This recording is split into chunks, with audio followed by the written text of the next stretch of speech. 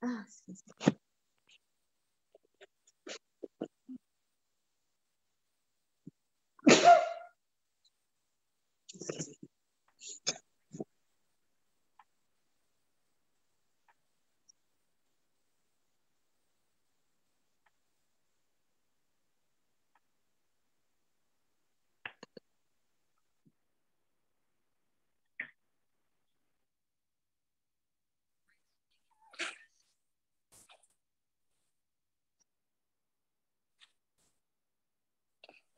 Hey, Steve, how you doing? I'm doing very well. Had to unmute there. Sorry. I saw it. It's expected. Yeah. Charles. Charnel. Hey there, how are you guys? Good. How you doing? You just gonna hide behind the camera, or you gonna open up? Well, the only reason I'm hiding is because I have an itty bitty little one. Nah. Did we get to see you or no? Okay, well you can see me and her. Okay, let's be interactive. That's the only reason I hide, Jerome. That's the only reason. Listen. Hi. So this is me and this is Amira. Hi. You don't have to hide. She can learn. You know. Hi. Faces. She smiled.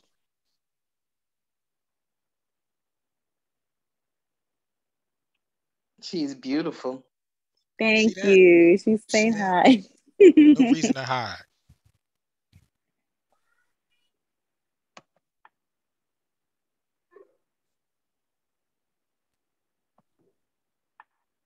Dan.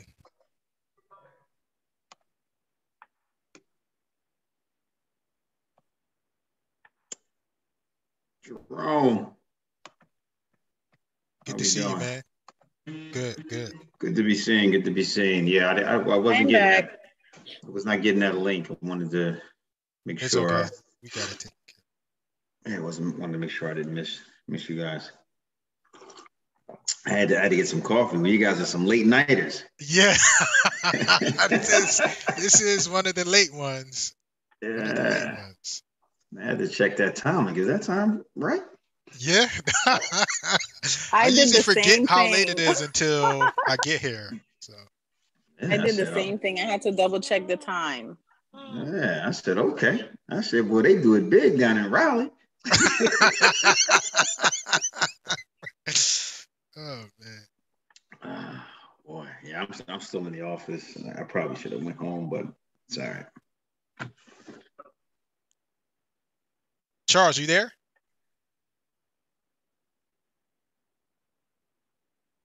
Charles is in silent mode today. Dan, you gonna be doing a screen share?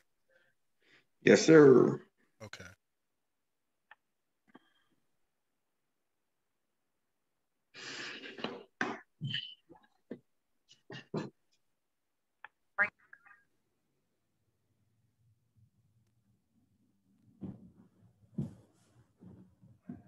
Hey, Mark.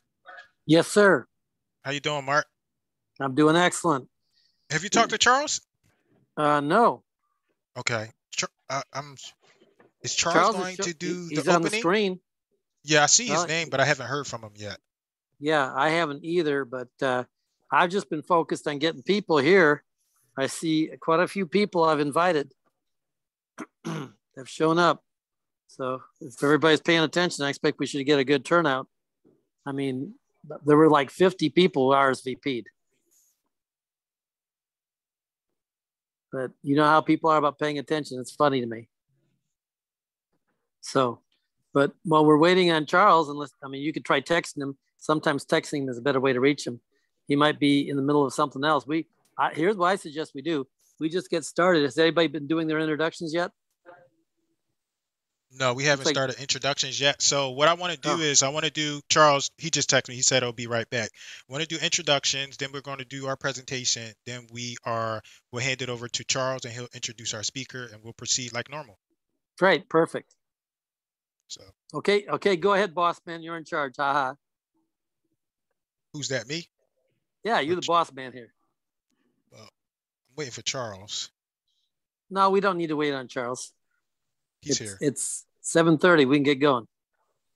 Here you go, Charles. The plane does not wait. The plane takes off. It doesn't, but he's here. Hope you're feeling better, Charles. No, we can't hear you. We can't hear you, Charles. So I'll take over. No sound. All right. So welcome. Here's what we're going to do. We're going to open up for Charles. Charles does a better job. He's more charming than I am. I'm a little more direct. So what I'm going to do is we're going to do 60-second introductions. We're going to go around. Everybody's going to introduce themselves, talk about something that you're great at, something that you're looking for, and keep it under 60 seconds. So I will start. I'll introduce myself. Welcome. My name is Jerome Lewis. I specialize in digital marketing within the real estate industry. I'm here to learn and contribute. I'm also one of the hosts along with Mark and Charles. And I am going to call on Steve, since I know Steve. Steve, introduction. Hey there. Yep. Sure. My name is Steve Stolitano, Charlotte-based, individual single-family home investor. Own a couple of homes in South Charlotte. Been doing it for now about 7 years and basically doing it full-time now. Okay. Next, let's go with, I see GT Wolf. You want to open up your mic, introduce yourself. Yeah, my name's Gene. I live in Durham, North Carolina, and I'm just taking a look at real estate investing. Okay. Great. Next, welcome. Welcome. Let's go with Charnel. Appreciate you open up your camera. Thank you. Yes, you're welcome. I always hear the comment, but I'm like, I have my little one, so that's why. But my name is Charnel Gady. I'm a buy and hold investor.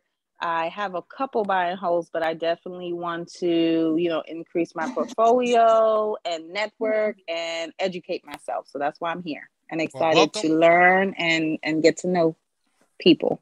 Welcome. Let's go next with Kelly. Kelly, please open up your camera, your microphone, and introduce yourself. Not able to open up my camera at this time, but I am Kelly Turner. I'm on the Charlotte market. I'm actually a commercial broker and also an aspiring investor. I'm here to learn. This is my first night. Thank you. All right. Thank you. Welcome. Please come back. Thank you. Let's go with Sathia. Hey, thanks, Bud. So I've been here multiple times. And learning a lot from Charles, Steve, Mark, a lot of other folks, and from yourself also, how to communicate, right? So a lot of fun stuff. I'm here to learn a lot of new things and establish a network. Welcome. Provide any contributions from my end. Welcome. Cassandra, you want to open up your microphone, open up your camera, yes. Please introduce yourself. My name is Cassandra Lewis. My husband and I are retired investors. We've invested in daycare businesses, and this is our first time investing in home properties, something that I've always been interested in.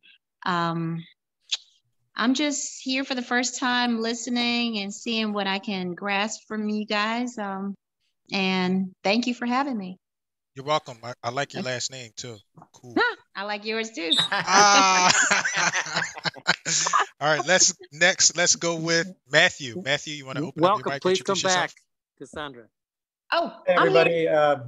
Freshly relocated to Charlotte from Portland, Oregon. Got here about a month ago, but real estate agent, got close to 300 deals under my belt, single family. And I was looking to explore more of the investment side with multifamily properties. In my past life, I used to manage, communities or complexes up to about 400 units or so. So I've got the that side of the equation, but I want to be more on the owner side or ownership group side. So yeah, I'm just here to meet some people and exchange some ideas and kind of get a feel for the local market. Awesome. Welcome. Excited to have you here. Let's go with Ariane. You want to open up your camera, open up your microphone, and introduce yourself, please? Yes, sir. All right. Can you see me okay? Okay. Yes. Well, my name is Ariane. I am a realtor in San Antonio, Texas. If anyone ever needs help with real estate here in Texas, I'll be more than glad to help you with comparables. I got into real estate 2 years ago, but I got into real estate knowing that I wanted to become an investor. So now what I'm really working with is land, buying and selling land, but I'd also like to learn on flips. I'm working on my first flip right now. Nice. Welcome. Did we call on you already, Matthew? We did. Welcome. Come back. Okay. All right. Let's go with Joseph. Joseph, you already got your mic open. Let's open up your camera and please introduce yourself. Hey, everyone. My name is Joseph Aboud. I'm a civil engineer. I live in Houston, and I'm trying to be an investor. I'm looking to close my first deal, whether it's single family or multifamily, and I'm here to learn about investing, basically. Welcome. And Thanks. Joseph may start working with me. So Joseph, Jerome here and Charles both are clients of mine, coaching clients. Cool. Nice to meet you guys. Very successful. Yeah, welcome. Come back. I will. Let's go next with Anton. You got a dog there. Let's open up your camera and introduce yourself, please.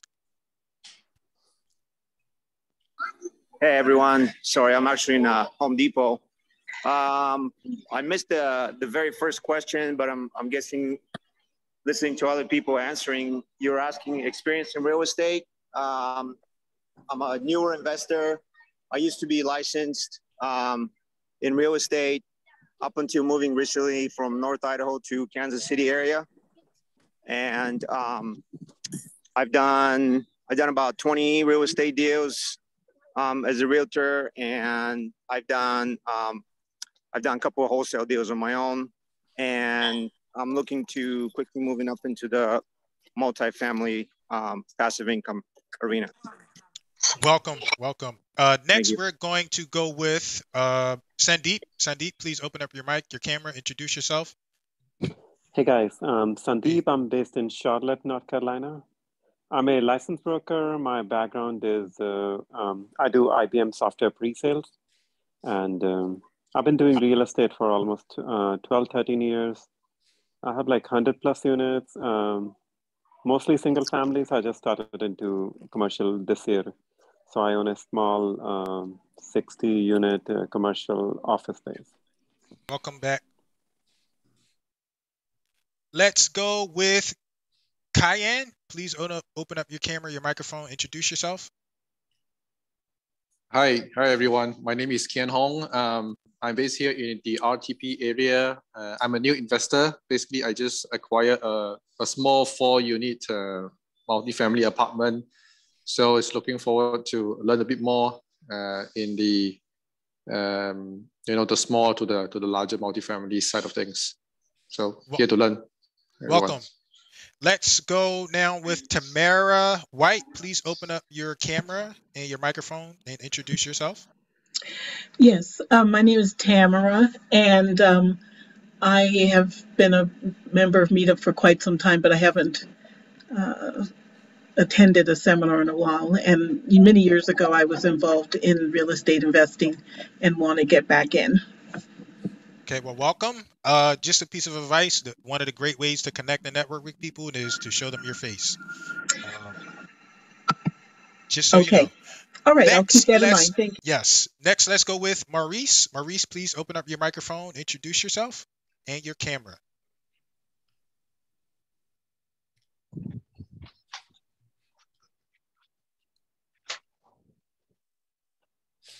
Yeah, what's going on?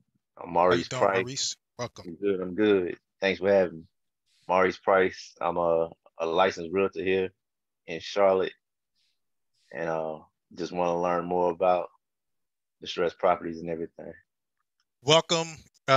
Everybody that mentioned distressed properties, multifamily, you should be in for a treat tonight because our speaker is amazing at that. What I'm going to do now is I'm going to open up to one of our hosts. I'm going to let Mark open up your microphone, tell him what the group is about, and then Mark will hand it over to Charles. I'll do a quick presentation and let you know where we are headed with this group, and I'll turn it back over to Charles, and Charles will introduce our speaker. So, Mark, you got any words you want to say? Right. My name is Mark Pantak. I'm an experienced investor with over 30 years experience in houses, notes, apartments, and now tax liens and deeds. I specialize in creative passive income and amazing deals. Just picked up a deal today, less than $2,000 on a house in Alabama. We'll talk about that sometime soon. Also, we just got an apartment complex in Texas under contract this week. It's under 100 doors. We're expected to make over $1 million on that one. So you name it, we're doing it. We got killer deals, very excited. And I've also got people I'm training, and I've trained Charles and Jerome when they were first getting started. So I'm always looking for people. I've got a client just did a first deal in Wichita Falls. We got directly off the MLS. So the big picture here, we're here to help other people join us in our journey of having multiple sources of passive income. I'm sure Jerome's going to touch on that more. And I'm very proud of Jerome and Charles and all the growth that they've had and who they've become. They're not the same men that I met several years ago when I first met them. I'm very proud of their growth. So that's it in a nutshell. Meetup is something we use as a leverage to network and meet people. And we primarily make our money doing deals and building relationships with each other. All right, Charles, take it away. Sure. So, well, I guess what we'll do is Jerome, you want to do another quick talk before we start doing the introduction for the speaker, right? Okay. Yeah, sure. Yes. I'll take it from here. I'm going to share my screen and just describe the direction of where we are going with this meetup. So do me a favor. I like interactive chats. I need everybody that's here participating. I need you to type in the chat if you can see my screen. Type yes if you can see my screen. We have at least 20 people, so I need at least 50% engagement to know that we are ready to proceed. So do me a favor and type yes in the chat, please.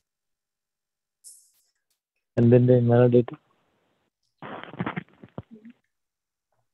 Okay. All right. Thank you. All right. So welcome to the, we still haven't had a name yet, but our objective here is multiple streams of income. That's our objective with this group. We started in real estate, but we're now trying to expand into other avenues for you. We're going to bring you a membership, right? We're going to go over our direction and where we're headed. Come on, screen. Come on. All right. So, I should have did this earlier, but networking and introductions. Networking to win. This is what you do. You want to be professional and concise. Normally, Mark describes the importance of being concise and professional. So that's why you see his name there in parentheses. One benefit, again, I take full blame, but turn on your camera. The part of networking and building relationships is letting people get to know you. I understand that COVID changed things, but we still have to be people. And one of the quickest ways to build a relationship is to open up your camera so people can see who you are. It's also a sign of respect for your peers and the speakers. So don't be afraid to turn your camera on, especially during networking. It will help you greatly. Speak clearly. Use the chat box to engage and interact. In the chat box, you are free to offer your services. What do you do? What's something that you're good at? You can type that in the chat. If you're looking for multifamily deals, put that in the chat. If you're trying to wholesale, put that in the chat. If you need mentorship, anything that you're looking for, put it in the chat. Engage. Following up. It's important that you follow up. And when I hand over the reins to Charles, he'll tell you the importance of following up. All right, so these are some tips for you to get the most out of this training. Feel free to take screenshots. As of now, like a lot of people, they won't attend meetings or they come to the meetup and they expect a recording. We do not give out the recording. We charge for the recording. So if you're interested in that, you can talk to us more about it offline. We have a landing page for you to go purchase the recording. But the screenshots the recordings are not available for free. We're trying to build a structure and a membership here for you. So take as many screenshots and as many notes as you can. Links and resources, that's not relevant to you. Again, I just want to reiterate, be engaged. So get yourself engaged and be involved. That's how you're going to get the most out of this training. Involved. Don't just sit there and lurk. Involve yourself. We have a YouTube channel. We also have a Facebook group. I'll post links to these a little bit later when the speaker is speaking, just so you can click and get access to those things.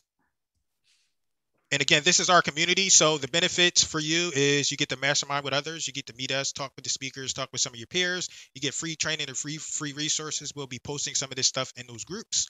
And these are 2 groups that I have available just for free for anybody that's interested in digital marketing, social media. And me, Charles, and Mark, we are working on some offers and things that we can put together for you inside of those groups. All right, so I believe that's it. I'm going to hand over the reins to Charles. Charles, the floor is yours. Hey guys, so we have two quick housekeeping rules just as an announcement. So once the presentation portion of the event starts, we are going to mute everybody. Dan, for your own reference, you'll be muted as well. So just make sure to unmute yourself so you can speak. And what we'll do is we ask that anybody who has questions, you type them either in the chat box and we'll answer them either during or after the presentation, or at the end of the presentation, we'll unmute everybody so that way you have the chance to speak up and interact with Dan and ask your question directly. Second thing, and this is what Jerome had touched upon, is that keep in mind, you know, while it is very important to attend the events and to learn and to network, what's really more important is what you do after the event. And it's what you do in the next day or two, particularly because you want to strike while the iron's hot, while people still remember who you are. So as you see people putting their information in the chat box tonight, something that's probably a good idea is to take that information down and reach out to people and see how there might be an opportunity to work together. And if there's any benefit that can be derived from, you know, working with some of the other people you're meeting here tonight. So without further ado, what we'll do is we'll give our speaker an introduction here. Our speaker tonight is Daniel Harvey, and Daniel's married to his wife, Erika, and has two kids, Danni and Eric. He's originally from Philadelphia, but now resides in Delaware County, Pennsylvania. Dan, the real estate man, is a graduate of Dobbin Vocational High School, where he studied electronics. While attending Dobbins, Daniel was chosen to participate in a co-op program working with SEPTA. After graduation, Daniel stayed with SEPTA for 18 years until 2014, when he quit to become a full-time real estate investor. In 2008, Daniel started a real estate investment company named DMH Investments to take advantage of declining real estate prices. Since then, DMH Investments has grown into a multi-million-dollar business. The business focuses on acquiring distressed properties and rehabbing them for rentals and resale. Most recently, Daniel has begun utilizing a strategy he calls multifamily conversions, where he converts properties into multifamily projects by right. In this strategy, Dan skips the zoning process and creates the highest and best use for any given property. One major achievement has been his by-the-block acquisition of a full block of multifamily properties. This full block was renovated and brought back to its former glory. Amongst other highlights, he stays in touch with real estate markets and trends by attending numerous educational seminars throughout the region on real estate management, investing, and creative real estate techniques. And he's also a popular speaker at local community events on topics of multifamily conversions and transitioning to a full-time business owner. So without further ado, we're going to have Jerome mute everybody. And then Dan, what you can do is just, Jerome will send you an invite to unmute. Just click that so you can be heard and speak, okay? And then the floor is all yours. Dan, you should be good to go, and you should have access to share your screen. So, all right. Well, thank you, Jerome. Thank you, Charles, for that introduction. And thank you, everybody who showed up. Like I was saying earlier, before some of you joined on, you guys have a late night. So I have some coffee here. It's been a long day. I'm an early riser, so I'm up at 4:30. So this is a bit of a late night, but I'm excited to be here and excited to share this information with you guys.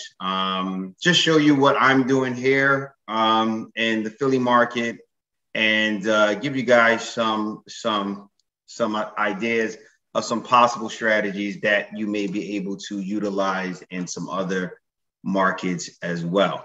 So I'm going to share my screen. Hold on. Give me 1 second. Okay.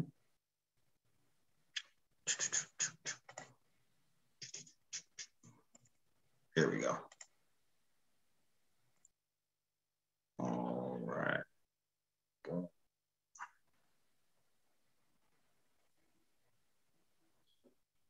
All right. So this is a presentation I call the BRRRR strategy on steroids.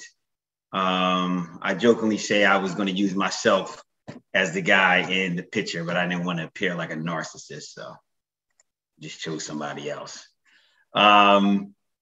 This is a multifamily conversion case study. So we're going to go through some information. There's going to be plenty of information inside inside of this presentation. I prefer a more conversational presentation. So I guess as you have questions, I'm not sure how you guys structure that. If you're following the chat, Jerome, and whenever we have a little break, if we want to just go through so that way people's questions are still relevant. I do understand it's kind of late, so you know, we also want to keep it moving. But maybe we'll pick a few questions as we move along. I normally stop along the way. Okay, so what we will do is we'll allow you to present and proceed. And what I'll do is I'll give people if somebody has a question, we will open up their microphones and let them ask questions. And if that gets too out of hand, I'll take over and I'll moderate the questions. All right, sounds good. Deal? Okay, so. All right. Okay.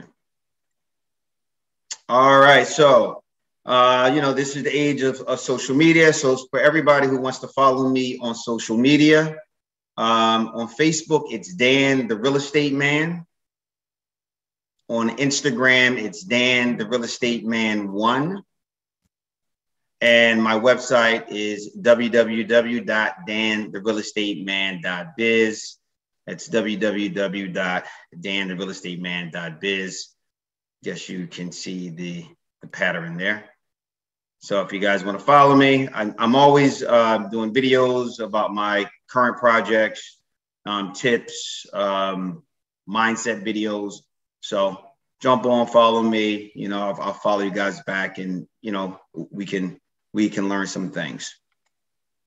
Also, if you guys are interested in joining my mailing list, you can text Real and Real Estate to 22828. That's Real and Real Estate to 22828. I'll leave this up there for a second, or if you want to put it in the chat, Jerome, so we can keep moving. That's Real and Real Estate to 22828. So you can just kind of keep up to date to different podcasts and different things that I have going on. All right, so I'm going to quickly go through my story. It was in the bio, but I think my story represents what I believe why a lot of investors get into real estate investing. So I am a Philadelphia guy, born and raised in the area of Philadelphia called Southwest Philly. I went to a Votech school called Dobbins. We talked about that. And I was very, very fortunate. They had a co-op program there where you could spend some of your time that you should be in school working. And so I received that co-op job at a public transportation company called SEPTA here. It's the local transportation company, which is like a really good job. And so after I graduated high school, I was a union electrician for the railroad. So I had a very solid job early on. I was 17 and I had this union job. Fast forward a few years, when I was about 20, I started a promotion business where we started off doing small parties, and we built that up to a pretty sizable business where we were doing events in like 10,000 seater stadiums.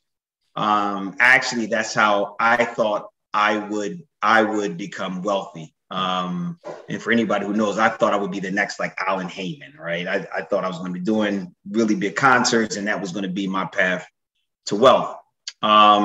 So, I had this really good job. I had this business, and I was a really young guy. I was like 23, 24. And my mom, who is a real estate agent, but she's a mom. So I was a young guy making money, and she encouraged me to invest in real estate. I had zero interest in investing in real estate. Like I thought I was going to make my money doing events, but it's my mom. I don't want to let her down. So I said, well, I'll go out there. I'll go look at some houses, but I'm not going to buy anything. I'll make her feel good, and I'll let her down later on. And what happened was, as I was out there looking at these potential properties or projects, I said, well, you know what, it wouldn't be bad for me to have this third income stream, right? I have my job. I already had a business, and now I would have this third rental income.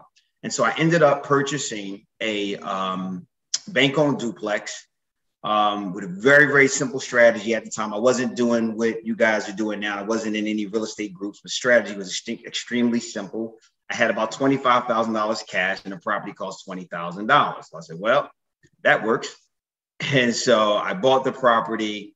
I ended up fixing it up. I didn't know anything about properties. I didn't know anything about rehabs. So I went back to what I did best at the time, which was working overtime. I was the overtime king. If overtime got to me, it wasn't getting by me. And I self-financed fixing the property up. Took me about a year and a half, got the property fixed up. I got some tenants into the property, and I absolutely hated it. And what I realized now that I didn't realize then is that being a landlord is a skill set. And I'll say that again, that being a landlord is a skill set. It was a skill set I did not have at that time. So I decided to sell that property because the tenants were, a pain. So I put the property on the market on a Monday. This is about 2005 or so. And by Friday, I had 2 full price offers. And I had sold that property for $87,500. And I went to closing, and I'm like, damn, I got this check that was more than I had made like working all year long. So it really piqued my interest in and becoming more involved in buying real estate. It didn't change my mind totally, but it certainly piqued my interest. So what I decided was, when I turned 30, was that by the time I was 35, I was going to quit SEPTA. I only had one rental property at that time. And 3 days before my 35th birthday, I had quit SEPTA. So in between 30 to 35, I just kept buying rentals. And this is before the BRRRR strategy was even a thing, right? I just would buy properties, fix it up. I would refinance them, move on. And so I was able to retire my job 3 days shy of my 35th birthday. That's just a little bit about myself. All right, so before I get into the case study, I always want to make sure that we have a foundational information. So I don't want to assume everybody knows what the BRRRR strategy is. So I want to just quickly go through what the BRRRR strategy is and how the BRRRR strategy works. And just before I actually go through this, how many people don't know about the BRRRR strategy? Just type in the chat if you do not know how the BRRRR strategy works. I'll give it a second. If you don't know how the BRRRR strategy works, if you never heard of it, type in the chat so we can get an idea of how many people may need to learn this. All right, so far one person says they don't know. And like Jerome said, guys, this is a this is engagement. So you can always tell who's going to succeed by the engagement. I'm telling you, across the board. Right. Yeah. So give me some feedback, because and I'll try to give you guys as much information as we can fill into the time. What time do you guys normally shut this down, Jerome? About 9:30, but sometimes we go a little over. It depends. So. Okay. All right. So I gotta keep it moving. All right. So a couple people don't know. Seems like then by the size of the group that there's a lot of people that do understand the BRRRR strategy, but I'll still go through it. So the BRRRR strategy is buy, rehab, rent, refi, and repeat. So you buy a distressed property with cash, a partner, hard money or private money. You then rehab the property.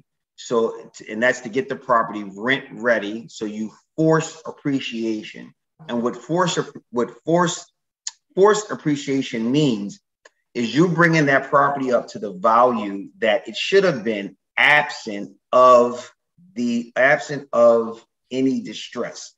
Meaning if the property, wasn't blighted, if it wasn't vacant for a really long time, if it didn't have maintenance issues for a really long time, it would have been worth X amount. But since it had all of these issues, it was only worth, this much here. All right. And some of the distress is not always on the property. Sometimes it's on the owner. So the owner needs to sell quickly. For those two reasons, that's why people generally sell properties for less than what they're worth. And the rehabbing of the property forces the appreciation by doing all of that work, by putting all of the new material into the building. You're bringing it up to the value that it should have been absent of the distress that you purchased it in. So then you have to rent the property. So you obviously advertise the vacancy, screen, and select tenants. Then you refinance. So after the property is rented or stabilized, as it's called, you would go to a lender. I put institutional bank, but it doesn't have to be. There are lenders outside of institutional banks. You would go there to refinance the property, to cash out your costs, which is expenses and borrowed money that came from yourself and from your lenders. And then you repeat the process. So once you get your capital back that you started the deal with, then you can buy another property, therefore recycling the same capital. Any questions on this slide at all for anybody who didn't know about the BRRRR strategy?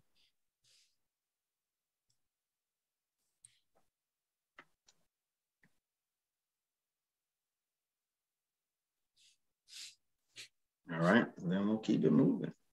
I've been told I'm a good explainer, so.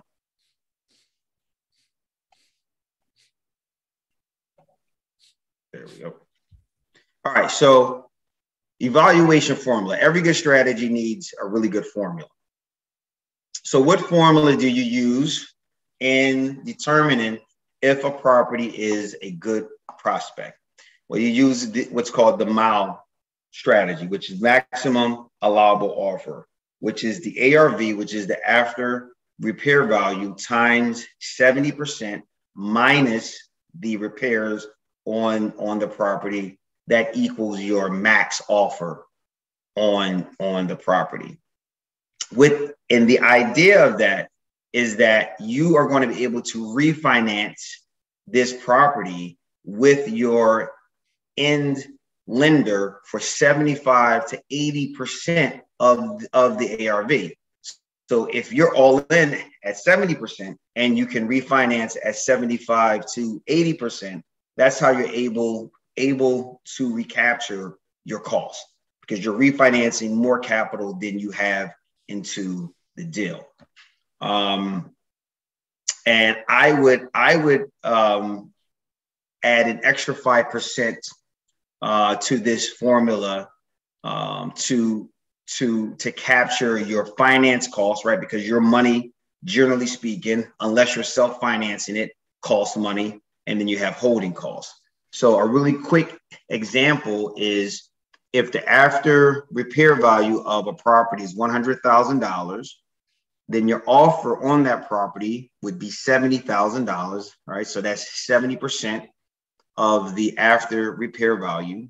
If the estimated repairs is $25,000, and don't forget to add the 5% for any miscellaneous costs, right? Again, money costs, closing costs. So you are truly you are accounting for all of your costs.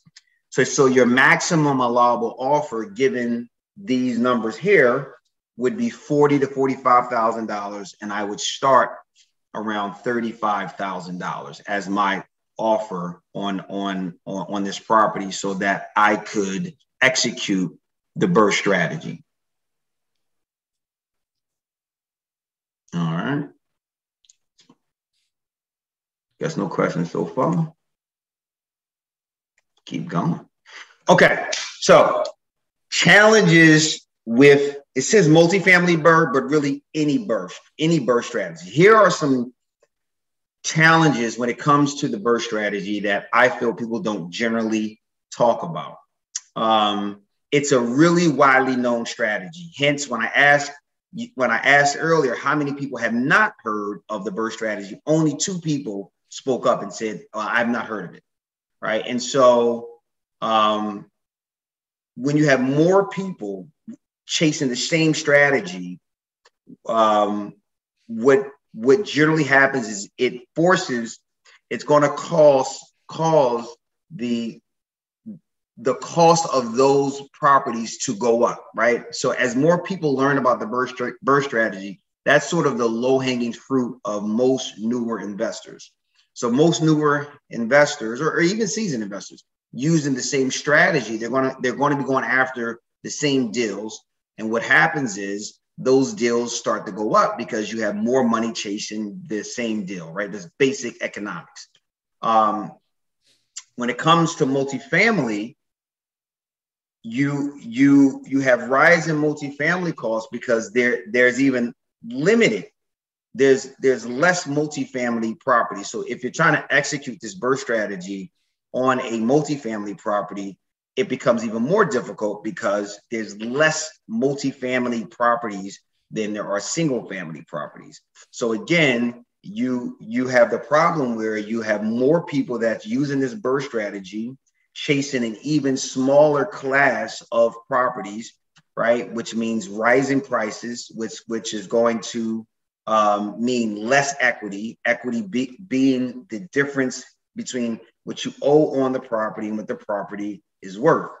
And when you take into account the rising material costs, which we've all been seeing, a lot of it due to COVID, and rising labor costs, which is definitely due to COVID, it makes executing this strategy a little bit more difficult. Any questions on these last 2 slides before we move forward?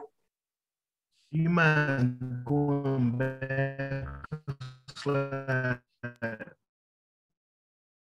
Yeah, I did not understand it. I think your internet might have been a little dragged there.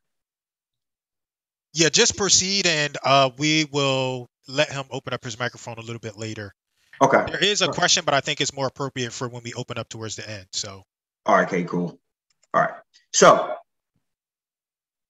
one of the ways, the biggest way you make money being a real estate investor is by solving problems and seeing what other investors cannot see, right? That's how you really make a lot of money in real estate. It's sort of doing almost the opposite of what the crowd is doing and being able to see opportunities where other investors cannot see opportunities.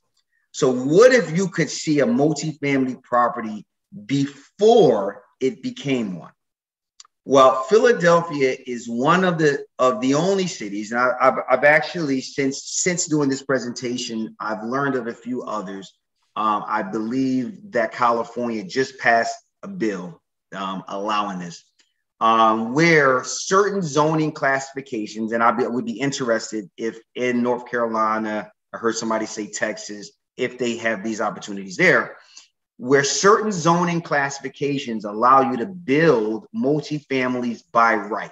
And by right, I mean, you don't have to go through the zoning process or the variance process, which here means you would have to talk to the neighbors and get them on board with whatever your building plan is.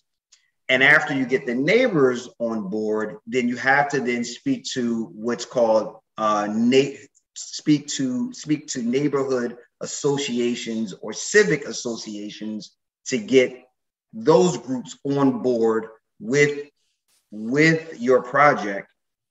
Then you'd have to go in front of the zoning board and then get the zoning board to approve whatever your project is. So when you're building by right, you don't have to do any of that. At least here in Philadelphia, you don't have to speak to the neighbors. You don't have to speak to local civic associations. You don't have to go in front of the zoning board. So some of the most common by right codes here in Philadelphia is the RM1 and CMX2 zoning classification. It means you don't have to do any variances. There are no neighbor input and no civic or any community meetings are necessary. All right, so BRRRR strategy on steroids. So the reason why I call this the BRRRR strategy on steroids, again, I was going to use myself, but is you take BRRRR strategy fundamentals, right? So we've gone through the BRRRR strategy fundamentals and those formulas, and we understand as investors, especially investors that execute the BRRRR strategy, that the BRRRR strategy is a fundamentally sound strategy. We're going to layer that with a niche knowledge, right? So understanding zoning. Now, I'm speaking about the zoning in Philadelphia, but you should be, as real estate investors, so you can get the leg up on competition, you should understand the zoning codes in your respective areas, because that's where, again, the opportunities are going to come in, all right? And then you layer that with what's called highest and best use. Highest and best use is what use of this building would create the most value. So one example is I turn single family properties in this area in Philadelphia into 5-unit buildings. That's highest and best use. So again, I'm layering BRRRR strategy fundamentals with a niche knowledge, right? Understanding zoning with highest and best use, turning a single family into a 5-unit building. When you layer these strategies, that becomes the BRRRR strategy on steroids. We're going to move on.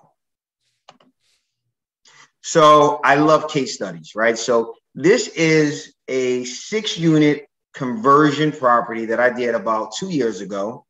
And I just want to walk you guys through it so you understand what I'm talking about and how this works out in real life.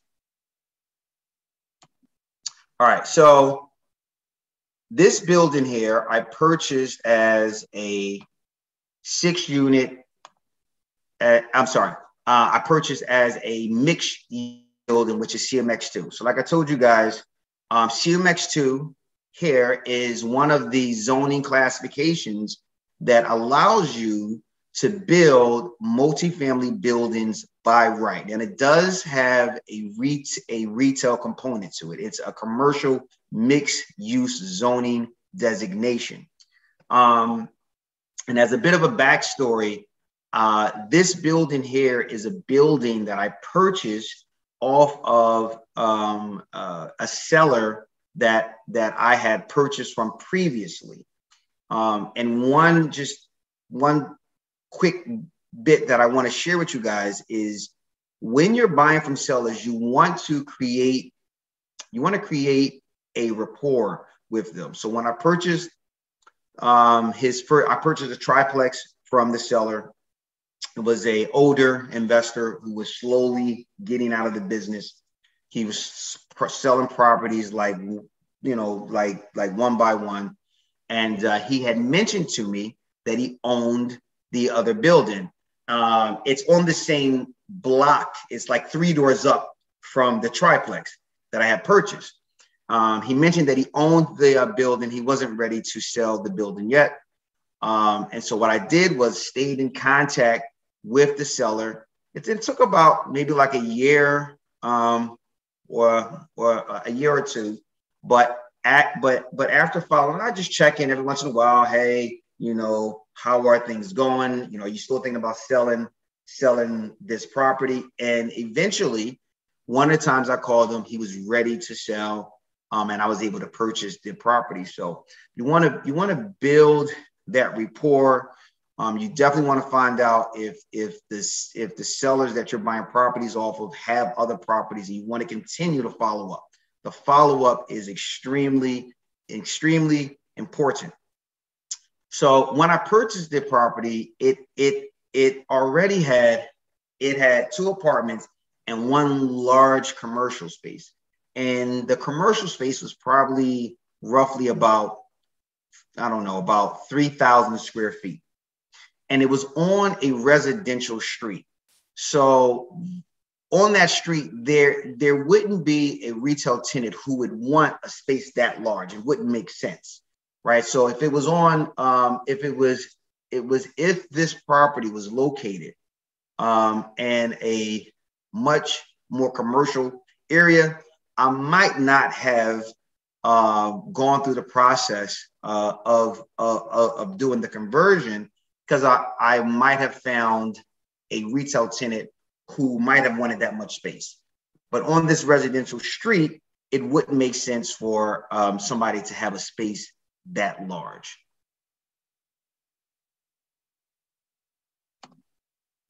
Here's some pictures of the property when I purchased it. This building, it was a commercial bakery. So what you see here, what you see here, this is actually a this is a oven. It's like 400 square feet. Is absolutely humongous. You kind of see the soot on the ceiling, I guess, from them baking bread. But this thing was a monster.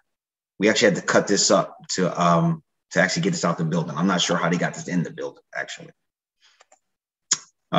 This area here was like a docking station from where they used to pull the trucks in.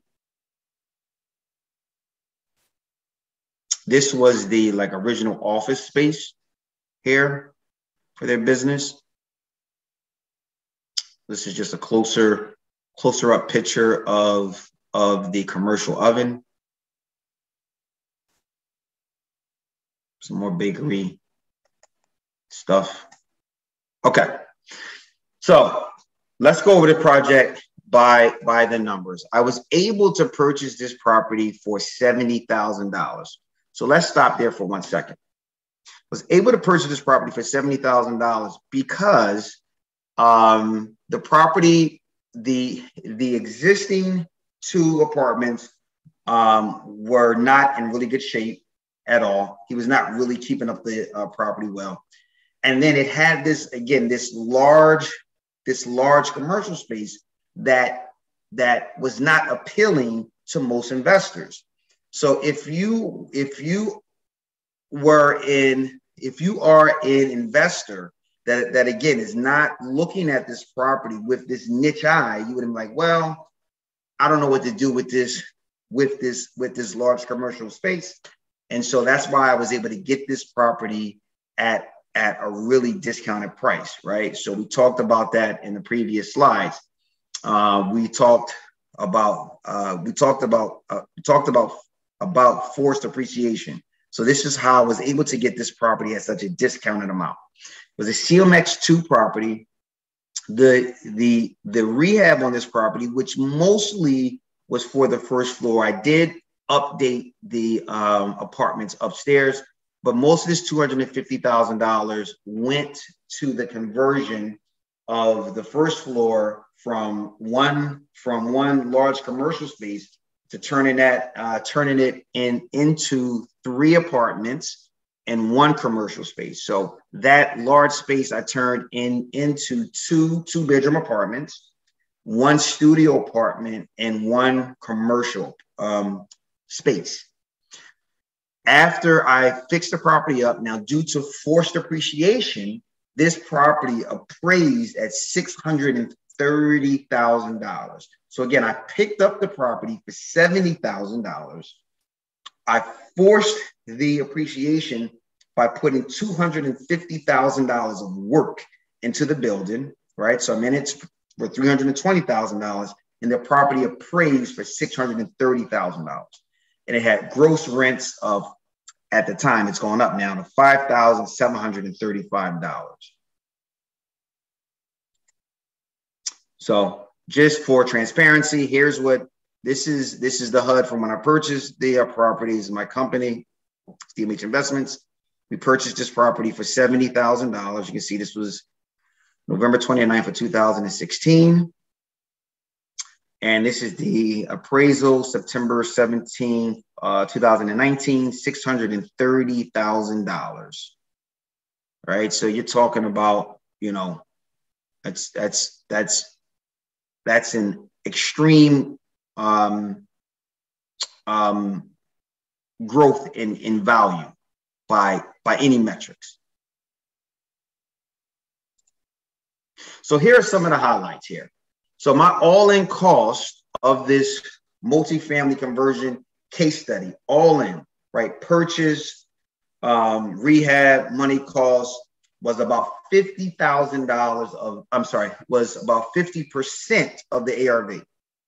And going back to the earlier slides, a decent BRRRR strategy, you would be at about 65 to 70% of the ARV, right? The reason why I was able to come in so low with cost versus the value is because I layered these strategies, right? Again, BRRRR formula or BRRRR fundamentals, niche knowledge, and then highest and best use, right? So that's how I'm able to come in at such a low at such a low percentage. Any investor will tell you if you are all in at 50% of the ARV, that is a tremendous deal. I created $310,000 in equity. $310,000 in equity in this one deal. I recaptured all of my invested money in the deal. After cost, it cash flows at $2,500 a month, so roughly $30,000 a year. How many single family BRRRR deals would you have to do to match this one deal? Just type yes in the chat if you think this is a good deal, or if you'd like to learn this process. If you think this is a good strategy, a good deal, just type yes in the chat, and I'll wait a while, and I'll wait a second before we move forward. If you think that creating $310,000 of equity and $30,000 a year, would that help you get closer to what your goals are? So I looks like the chat's looking like the stock market here is running up. So that's good. I'm assuming this is a bunch of yes. Good. All right, great. So you guys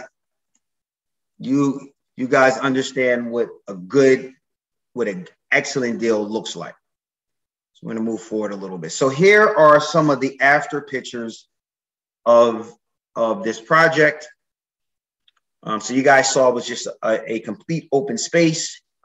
This is what the finished product looked like. I also love this process because it allows me to have healthy budgets to really create beautiful spaces that make sense, spaces that are purpose built, right?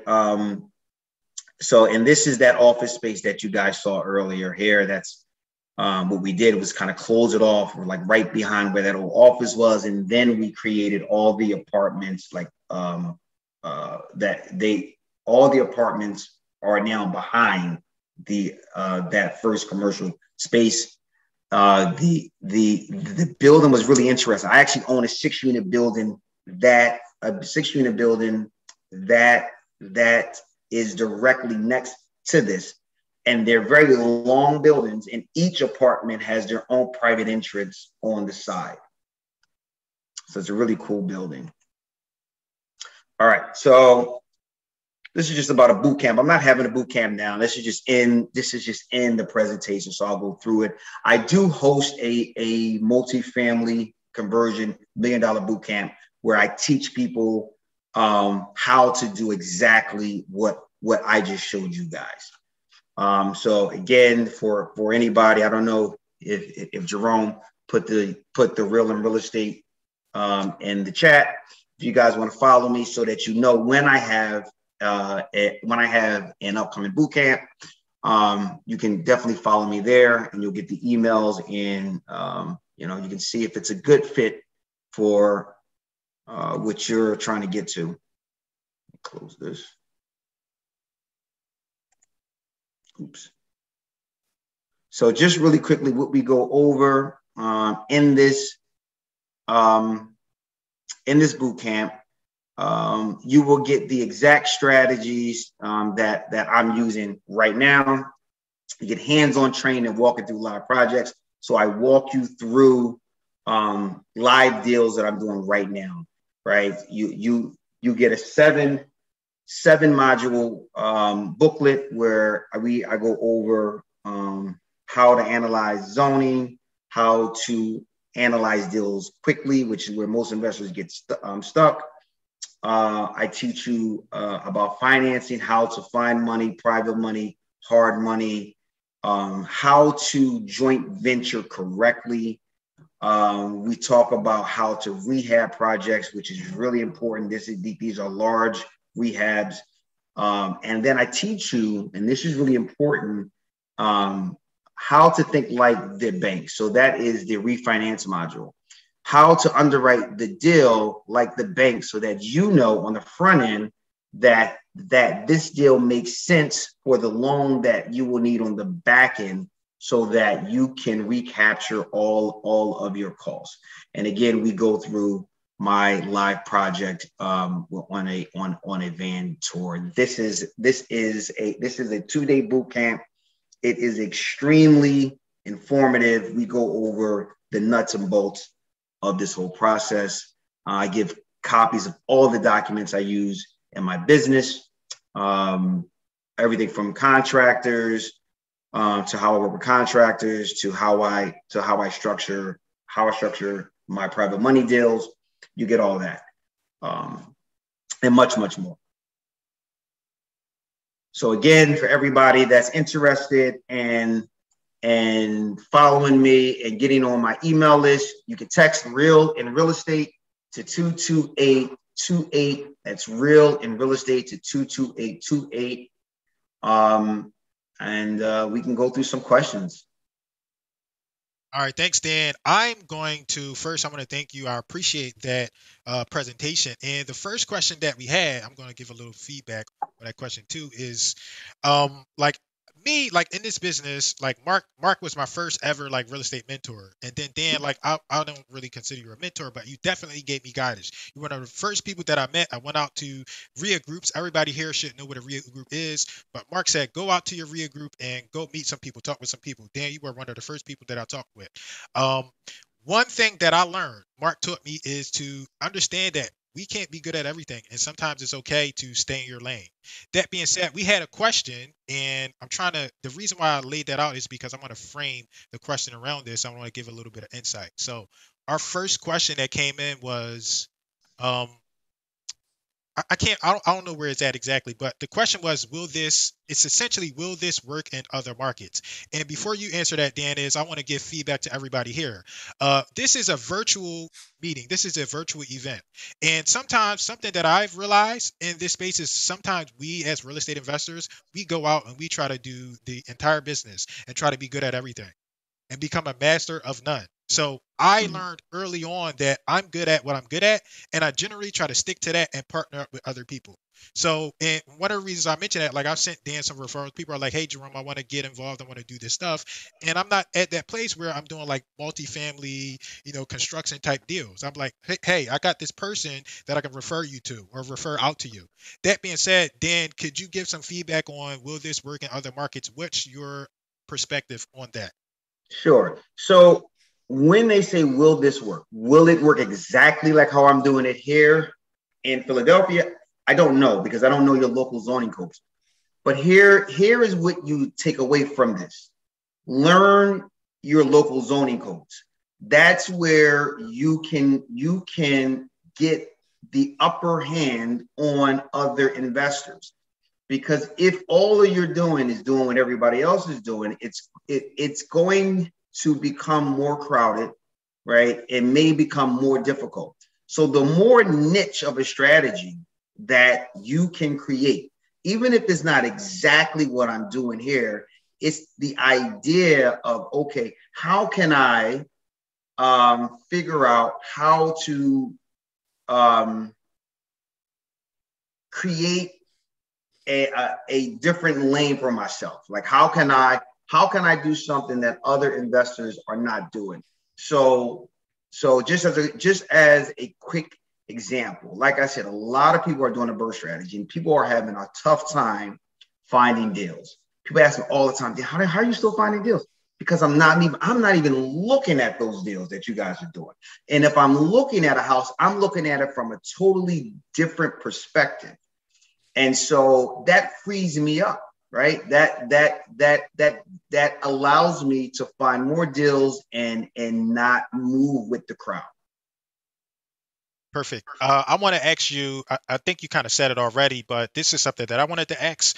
What is everyone else doing from your perspective? What are they doing, and how are you deviating? Like, could you just talk about, Sure.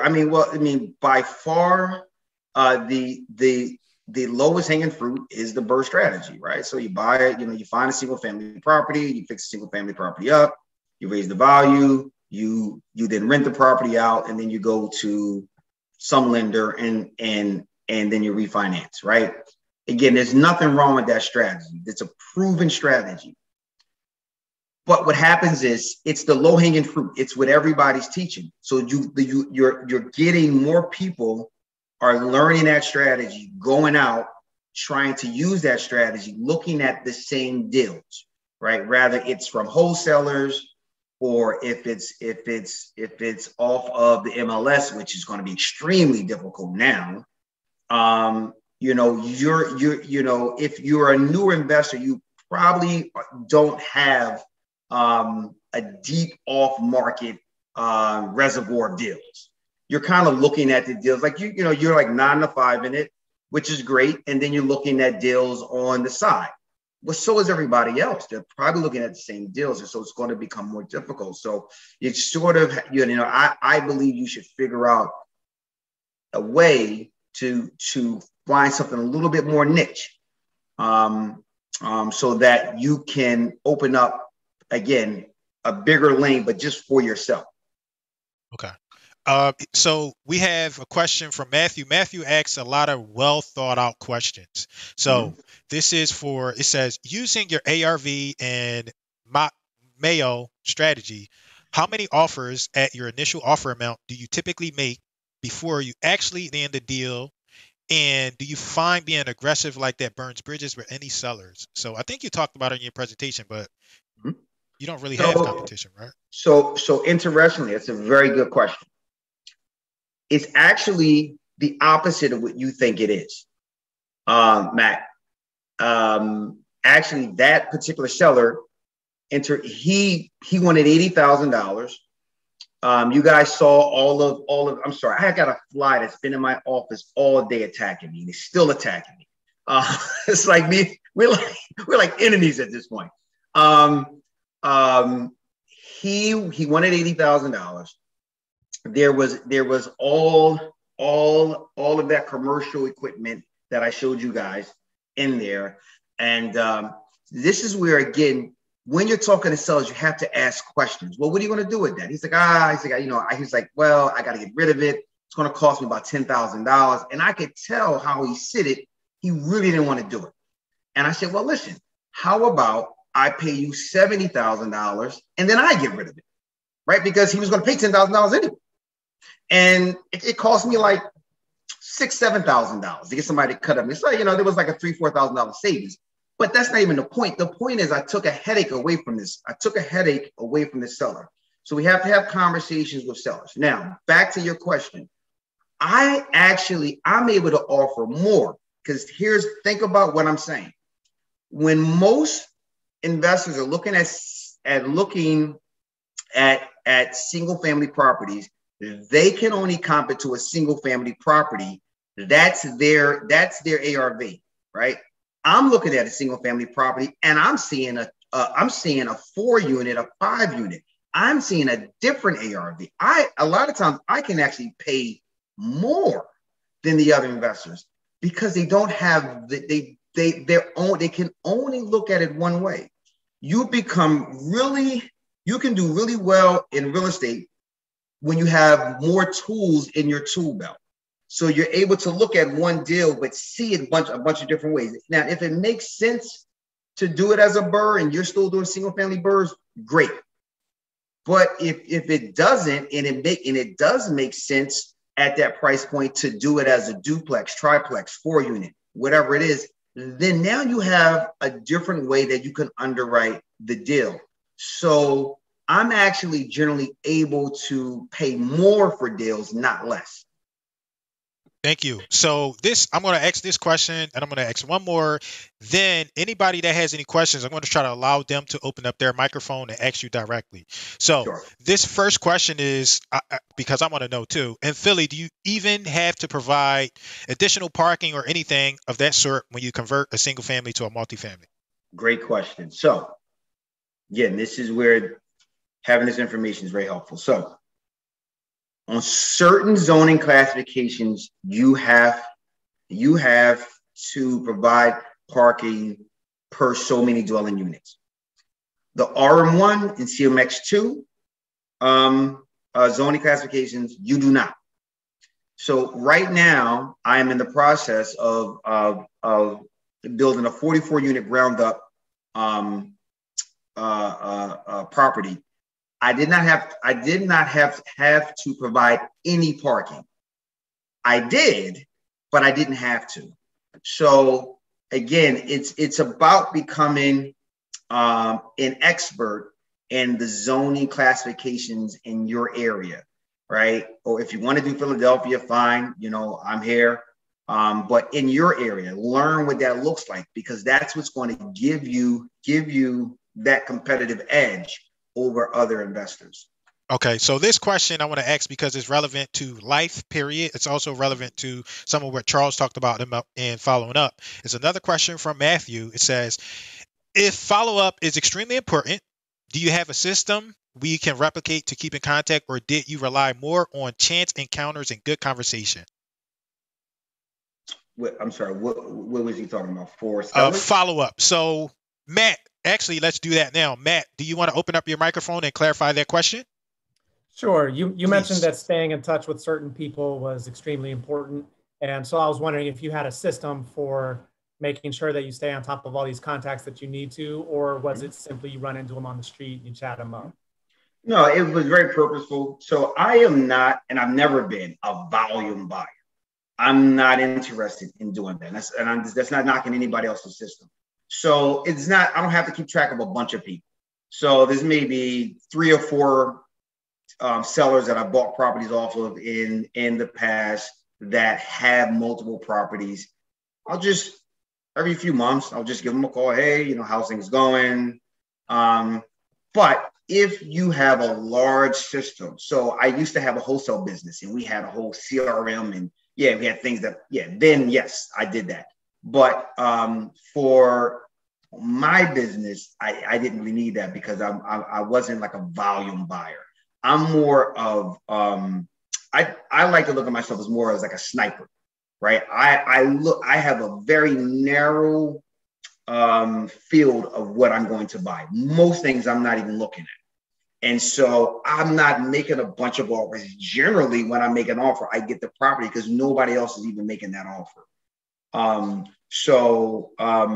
I would say it really depends on how many sellers you think you're going to have to keep contact with. If you're going to keep contact with a lot of sellers, then there are a bunch of CRMs that will help you maintain that, so you can keep up on a fairly regular basis. Thank you. Kelly, are you there? You want to open up your microphone and your camera and ask your question? It's a pretty decent question.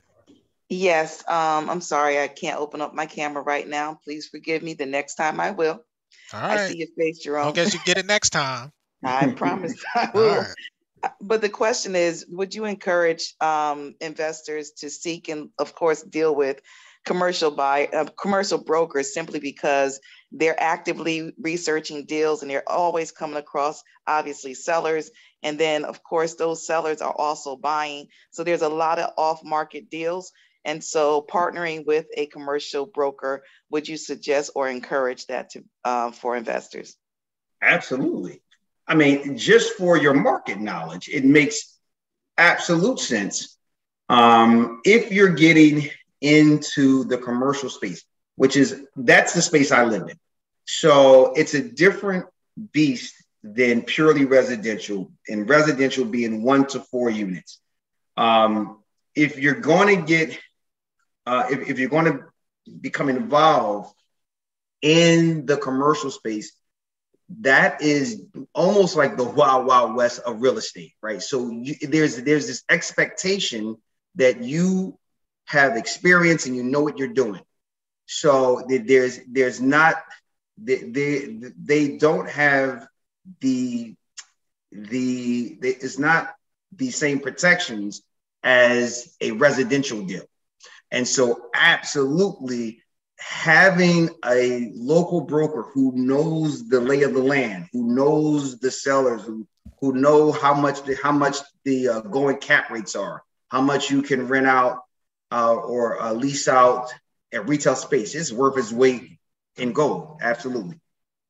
All right. So Sandeep, I see you have 2 questions. You're regular here, and I know you're not afraid to open up your camera, your microphone. Do you want to ask the speaker your questions directly, please? Actually, my lights are off. Absolutely. Normally it's beyond my bedtime, so that's why my camera is off.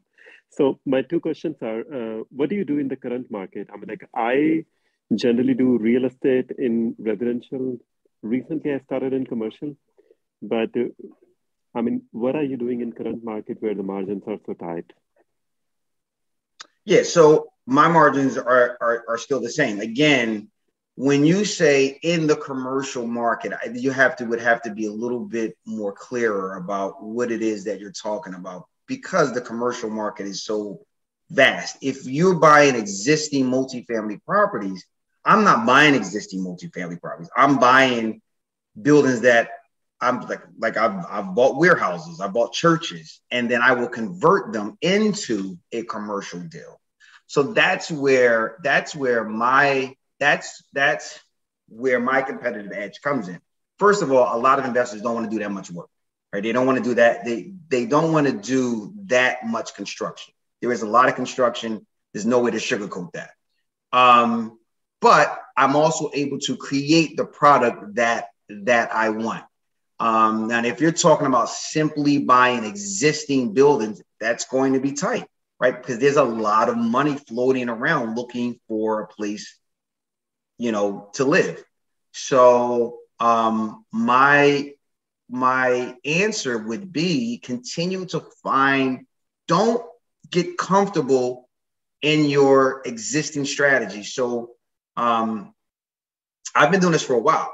I started like pre-2008. My strategies have consistently evolved. So from 2010 to 2015, there was an abundance of bank-owned multifamily properties that was existing that I could buy vacant. I would do that, right? It was it was much easier than what I'm doing now. but that became fewer and far between until now. You know, banks stopped selling them at any discounts. They started selling properties at, even if they were bank owned, at retail prices. So you really could not. So there wasn't enough space there for you to buy it, fix it up, and even gain value. So continually look to evolve your strategy. Don't become entrenched in what has worked. Okay. We have, so this is not a question, but I'm going to make Jonathan had a comment. He says, do you guys send video recording of this meeting? So Jonathan must have hopped on a little bit late. Here's what we're going to do. I did mention that we don't give out the recording. However, since we're still working out some stuff, what we'll do is, if you want the recording, if you're interested, you want to get the recording from Dan, this is what you do. I'm going to put my email address in the chat.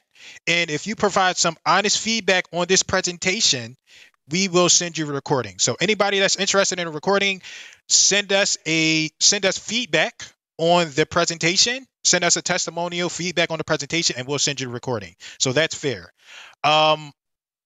Dan, Mark, do you want to open up and ask that question directly? Sure. So great presentation. You are certainly Dan the man. Dan, along with the question I asked, I deal with a lot of younger, less experienced new investors. How would you say you had the confidence at such a young age to be so confident to do the things you did that so many people are scared of? That's part one, and then I got a part two. So I'll let you answer part one first. Wow, that is a powerful question. So the biggest answer, the best answer I can say is mindset, right? So I had to shift my mindset and get away from a fear-based mindset, and truly embrace the idea that I'm going to fail at some. I'm sorry, I hate to use the word fail. Some things are not going to work out because it's not a failure unless you quit. But I understand that there's going to be some setbacks. But I believe I want to see what I can become. And the only way I can see what my true potential is to keep pushing at the edges, continue to push at the edges. And every time you push at the edges, every time you get outside your comfort zone, you grow.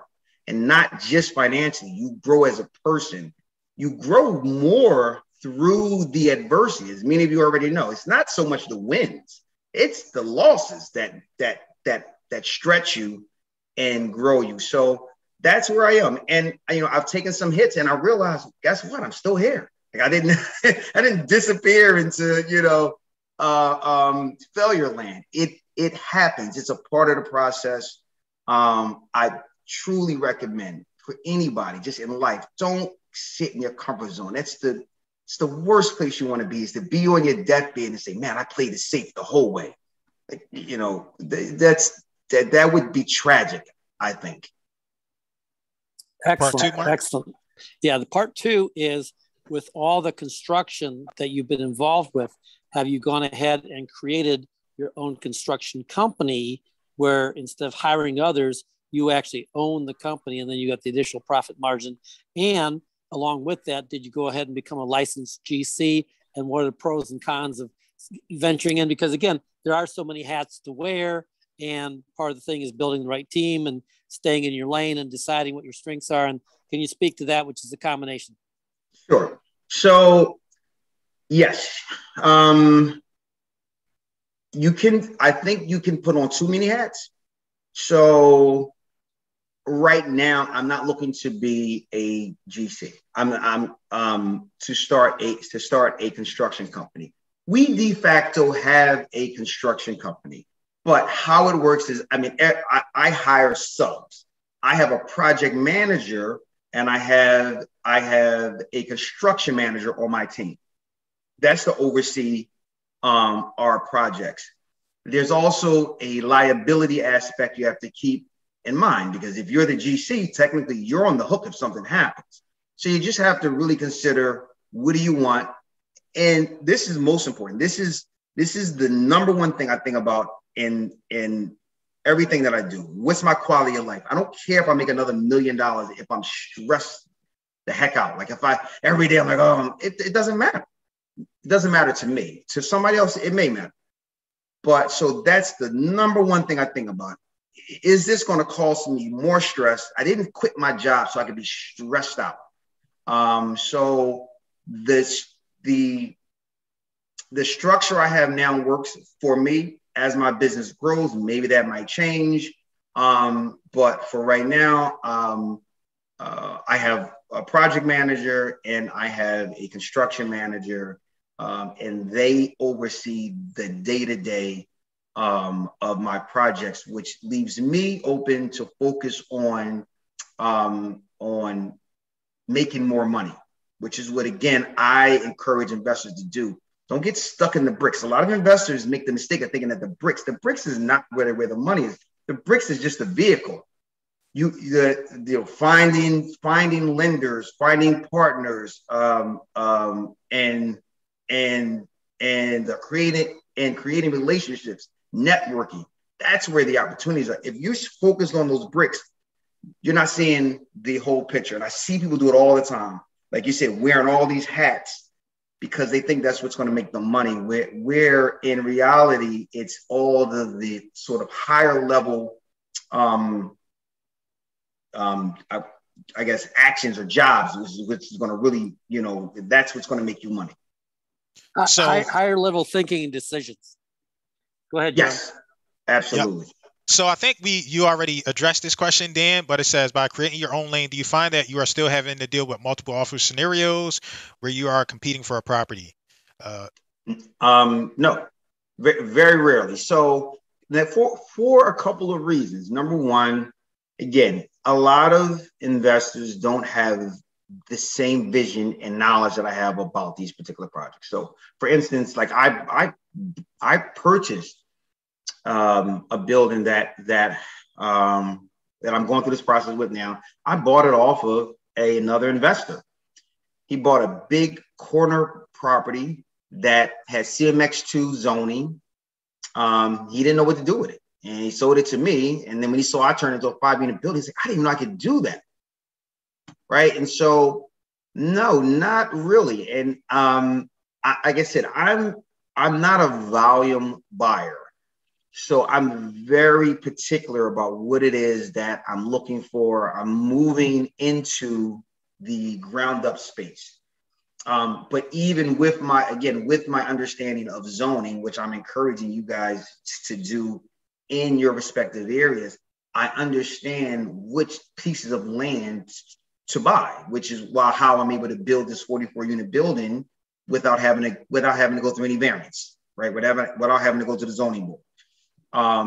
So no, I'm not really seeing, I don't have a ton of competition in the lane that I'm in now.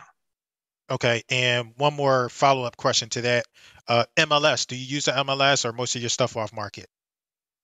I use both. Both. The MLS, sometimes people sort of like look down on it, but I found good deals on there. And depending on, sometimes agents don't classify things right. But again, if I'm looking at it with the way I'm analyzing a deal, it could still make sense. It may not make sense for somebody who just is looking to do a single family BRRRR. But if you had some other strategy that you were utilizing, like the one that I use or something similar, then sure, you can take those deals that they're selling. Somebody has a vacant warehouse that's in the middle of the neighborhood. Somebody may say, well, who would want that? I would want it if it had the correct zoning. But a lot of people, a lot of investors may not want that deal if they don't understand how to convert it, how to execute on that opportunity. Thank you, Dan. I appreciate you. I got a lot of respect for you. I admire what you do. I don't really see any questions for our audience. Does anybody have any questions? Do anybody want to open up their microphone for Dan before we go? We got about 6 minutes. I have a quick question. Yes. You mentioned you use a CRM system. I just wanted to ask you what kind of CRM system you use to follow up with your clients. No, I said I do not use a CRM. I said I had a wholesale company which I was not like the active member. I was sort of the funding member, and we had one there, and I couldn't even tell you what that system was. But there's a bunch of CRMs out there. It's fairly easy to Google, I would imagine. Thank you. Yeah, Sandeep, if you're looking for CRM, I got some stuff, some suggestions for you and stuff like that. You can contact me offline. Tamara asks a good question, but before we get to her questions, does anybody want to open up their microphone? I'd like to give people the opportunity to speak before we read questions. Anybody have a question?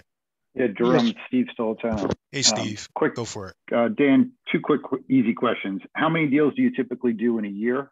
And you mentioned you're not volume, but just to give us a sense.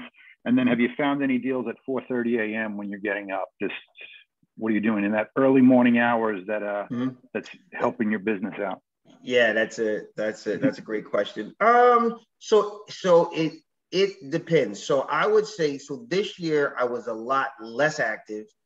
The previous years I bought up a lot of inventory. So 2020, bought a bunch of lots. So I have lots that I could build about 75 units on.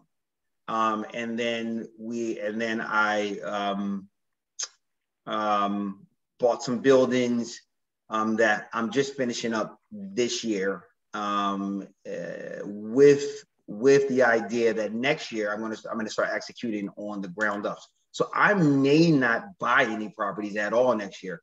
And this year actually was sort of, I'm sure you guys all have seen it. This was a great year to sell. I sold like 7 properties. It was absolutely phenomenal. And they had properties that I've owned since like 2012 that were worth weren't worth that much. Then it exploded. And so I said, well, I'm going to take advantage of these opportunities, have that capital handy for when other opportunities arise. So I'd say anywhere from, 5 to 10 deals a year. But I don't focus on that. I focus on the quality of the deals is what I look at. Now, back to your other question about 4:30 in the morning. I am a big believer in having regimen. So I get up 4:30 in the morning, generally. So I have 2 small kids. It's quiet. The wife is asleep. The kids are asleep. I normally read or do some sort of meditation, something like that. And then I work out. That's to get me focused. And that's all I do. I'm not working and all that sort of stuff because I want to first get my mind clear and get my body physically ready for the day. So I'd say from about 4:30 to about 6:30 is sort of my own time. And then after that, I'm into, daddy mode, husband mode, sort of a thing. But that time in the morning just allows me to, keep my mind sound, just some quiet time and time to exercise. So we got, this is a pretty decent question. I know we're getting up to 10 o'clock, but I want to ask this question because you have good perspective on this. And it's a long question. I'm going to read it, but specifically what I want you to address kind of in this 2 minutes is hard money. So here it goes. Please speak specifically about how you fund your projects. If private investor, how do you make contact and pitch the deal? If bank, are there ways to package the deal to get approved? And then it says, do you ever use hard money? If yes, there's a lot of questions. Can you talk about hard money really quickly? Yeah. Mm-hmm. Yeah. No, I mean, I can kind of hit them all. I mean, so when you think about money, period, you want to have multiple funding sources. So don't think about one or the other. It's not a, I use this or that. I try to have a bunch of capital sources. Private money, the best thing I could tell you is go where people have money, right? Find a way to get around people who have money. A lot of people have money, but have no clue how to invest. I think some of the best avatars are like doctors, dentists, who are high wage earners, but they don't really know how to invest, right? They leave all their investing to their brokerage, and so a lot of it is education. Don't try to oversell a private lender. Just keep it simple. With hard money, just know your numbers. There's really nothing that clever about that. I went over the formula. If your project matches that formula, then you should be good. Try to have a pretty decent credit profile. Have some money in the bank, or have a partner that can bring the capital. And one good tip. This is a really good tip. If you guys take anything from this, when you are dealing with hard money, the most important thing is terms, not the rate. Terms, not the rate. Terms is how they make money. The rates are generally not that big of a deal because we are normally taught to be so rate focused. They're like, somebody has a 10% rate, somebody has a 12% rate. Oh, I'm going with the 10% rate. It's generally that difference is like negligible. When you annualize it, it's going to be a negligible difference. But the terms can be absolutely astounding. So you definitely want to look into the terms. So we got one question. Satya has been trying to ask this question for a while. Open up your microphone and please ask your question. Thanks, Jerome. So Dan, I run the CRM system and I'm good with technology. So I have this Freedom Soft CRM, which I find comfortable. So Sandeep, if you want to reach out, I can disclose like what I do. So that'd be awesome. Thank you. Yeah. So one of the dog that brought me this deal today, I'm glad I'm here discussing with you, is a single parcel. It has a duplex, it has a landromat, and it has a church in a single parcel. Wow. Right? Yeah. So it is not well maintained and it's a retired landlord. So what is the exit strategy you will go about it? It is a multifamily zoning. And as you said, I'm going to go deep dive and get familiar with the zoning of it. But currently, this is a single parcel with this. Neighborhood is, there is some kind of restructuring happening, but I see the potential could be another 5 years. It could be a top dollar zoning. So your question is what? I'm sorry. So what's the question? So I think what is, so because we're like getting up on time, Dan, you do consultations too, right? I do. Yeah, so Dan does consultations, and I think that it would be a good idea for that to be a consultation because I think zoning and laws and like it's a lot of stuff that's going to matter in that market, and I'm pretty sure Dan would be willing to have that consultation with you, Satya. So that's probably a good thing to do. Dan, what's the best way for him to schedule that with you? Sure, they can. You can go to, and that's everybody. Go to www.dantherealestateman.biz. There is a tab there where you could schedule a consultation, and we can go from there. Yeah, so I think you should do that. I'm not trying to cut, like, I think that's probably going to give you the best value because it's a unique situation. In addition to that, one more thing, we want to get wrapped up, but somebody like that question with all of those questions, there was another decent question in there that I want to ask you, or I want to frame. It says, lastly, how can less experienced investors fund projects? And here's my answer. I want to give some feedback, and then I want to give it to you, Dan, and I want you to close us out. Close out your presentation. Partner up with people. Don't be afraid to partner up. Stop trying to take 100% of the deal. Be okay with taking 50%, 30%, stuff like that. So be open and willing to do that. Dan, your perspective. Sure. So one of the biggest things that people think about, people always focus on what they don't have. And I say, well, focus on what you can do. So there are different sources of capital. Again, you're going to think about, obviously money and funding is going to be capital, but knowledge is capital. So if you bring a good deal, a well-structured deal, and you have it under contract, that's capital. So think about that. Think about what you do have. Don't focus on what you don't have. There are plenty of people. You find a good deal. We all have heard this. You will find the money. But if all you do is worry about finding the money and you don't have any good deals, like focus on getting the information that you need so that you can bring good deals. I think it is a good idea to partner with people. the one caveat I will say, because I've been in this business for a long time and there are sharks, just know who you're partnering with. Do some due diligence. And that's that. But yeah, focus on what you have. Don't focus on what you don't have. All right, Dan, thank you. We really appreciate you. Charles, do you have any closing statements? Mark, same for you. Nothing significant, but just want to thank everybody for attending and for joining us for Dan's presentation tonight. Danny did a wonderful job with the presentation. I think a lot of our people learned a lot. And we, for those of you in the Charlotte area, we do have an in-person meetup on the third Wednesday of the month, which will be the 20th this month. We'll be at the Carolina Prime Steakhouse.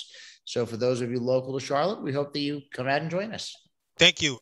Before I hand it over to Mark for any final closing statements, again, if you want the presentation, all you have to do is email me some feedback on how this meeting and this presentation was, and we'll send you the recording at no cost. Mark, do you have any final statements?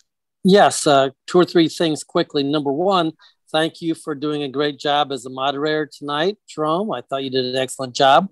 Thank you, Jerome, and thank you, Charles, and thank you to Dan, the man, our speaker. Thank you to all of you coming and showing out. And please understand that we're offering this at free, at no cost.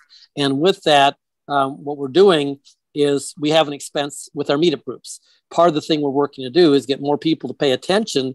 And part of the way they can do that is by you posting in the meetup group itself, wherever you found out about this or where you came from, positive comments there. Because when you post positive comments in the meetup group, one of the things that happens is other people see this, other people read this, and they're thinking, oh, it's a FOMO, right? Fear of missing out. And so we do this once a month. We highly encourage you to, plan on this once a month. Plus we do the live meeting in Charlotte. And then on top of that, I've done live meetings all over the country, coast to coast, mostly based upon where I get people who I'm working with either on a joint venture basis.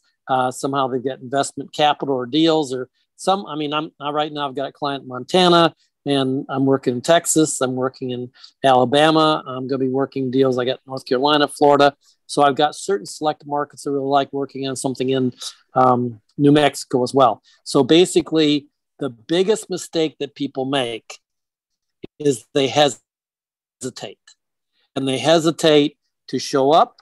They hesitate to appear on the meeting. They hesitate when given the opportunity to speak up. They hesitate to post their information. They hesitate to reach out and follow up. So this is not a place to be an employee. This is not a place to be shy.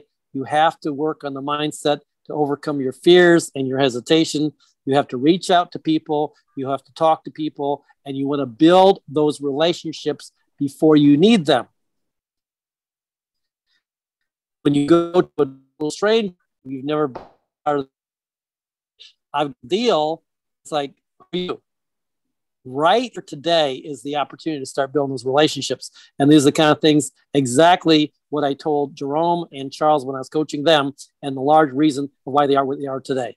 Thank you so much, everybody, for attending tonight, and please attend some more. And last thing I'll say is I've got a 21-day coaching program. I've got a free Facebook group, and it's very affordable. And then also I'm going to be doing some free Zooms. So watch, I'm going to be posting on helping people getting started, and especially the fourth quarter's best deals. So I'm hungry.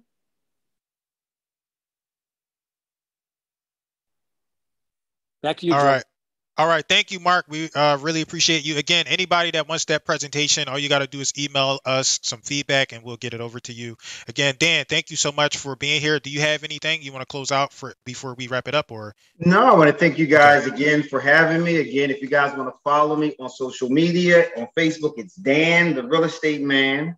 On Instagram, it's Dan, the Real Estate Man 1, and the website is www.dantherealestateman.biz. Definitely follow me, guys. There's a lot of information. If you enjoyed this, you will certainly enjoy the videos that I post on social media. I hope you guys took something away from something that I said tonight.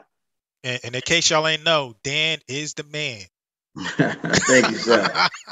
All right, y'all. Thank you. Appreciate everybody for coming tonight. We will see you next month. Good night. Good night. Good night, guys. Thanks for coming. Good night. Good night. Good night.